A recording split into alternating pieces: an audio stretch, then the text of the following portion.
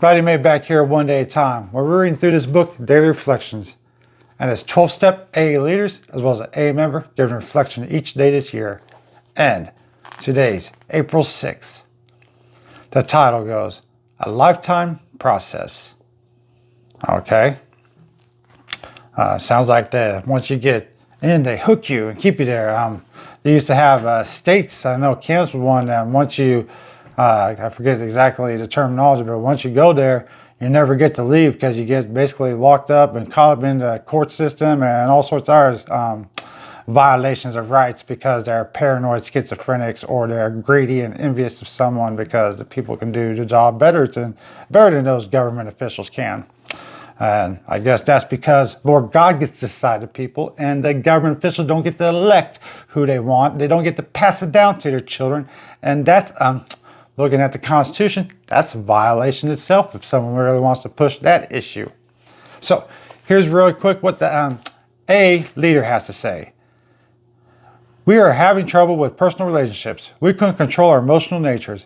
We were a prey to misery and depression. We couldn't make a living. We had a feeling of uselessness.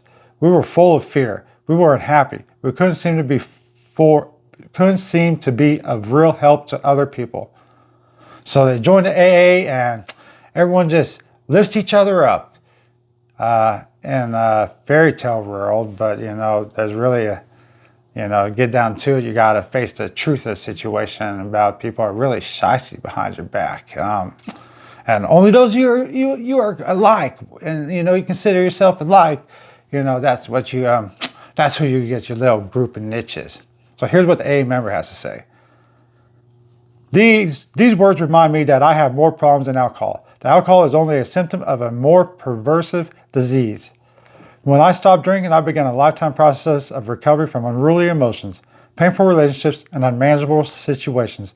This process is too much for most of us without help from a higher power and our friends in the fellowship.